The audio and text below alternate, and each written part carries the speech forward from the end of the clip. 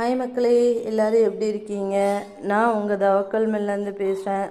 இன்றைக்கி நம்ம தவக்கல் மில்ல சிறுதானிய தோசை மாவுக்கு தேவையான எல்லாத்தையும் எடுத்து வச்சுருக்கோம். என்னென்ன எடுத்து வச்சுருக்கிறோம் பார்க்கலாம்.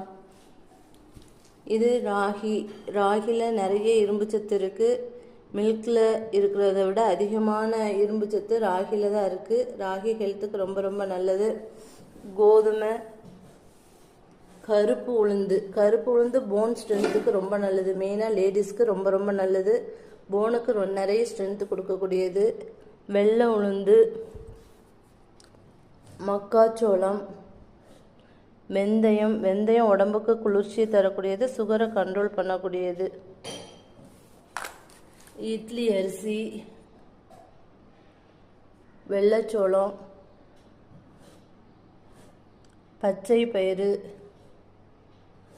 கடலைப்பருப்பு, கம்பு சாப்பிட்டா 60 வயசுக்கு மேலே கம்பு இல்லாமல் நடக்கலாங்கிறது பழமொழி.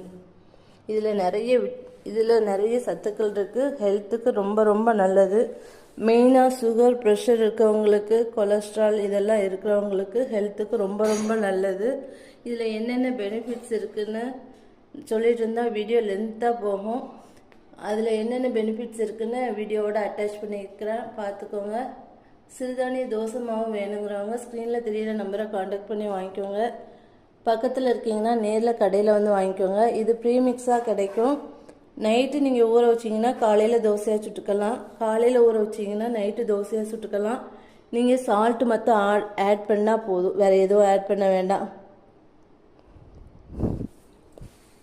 தேங்க்யூ.